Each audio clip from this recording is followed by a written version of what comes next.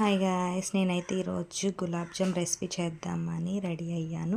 అందుకోసం నేను MTR gulab jam mix powder తీసుకొని దానిలో కొద్దిగా పాలు అండ్ నెయ్యి వేసుకొని స్మూత్గా రౌండ్ బాల్స్ అయితే నేను చుట్టుకుని ముందుగా రెడీ చేసుకున్నా. అండ్ వీటి కోసం 1 cup sugar and 1 cup water వేసి షుగర్ సిరప్ కూడా రెడీ చేసుకోవాలి.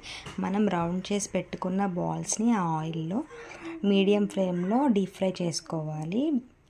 ఈ బాల్స్ని మనం ముందుగా రెడీ చేసుకున్న షుగర్ సిరప్లో వేసి 10 మినిట్స్ పక్కన పెట్టుకోవాలి. అంతే, టేస్టీ గులాబ్ జామ్ అయితే రెడీ అయిపోయింది. గులాబ్ జామ్ ఎవరికి ఇష్టం ఉండదు చెప్పండి. దాన్ని చూస్తే చాలా అందరూ టెంప్ట్ అయిపోతారు. నేనైతే రెడీ చేసిన ఈ గులాబ్ జామ్ని ముందుగా మా చిన్నోడికి అయితే పెట్టేశాను.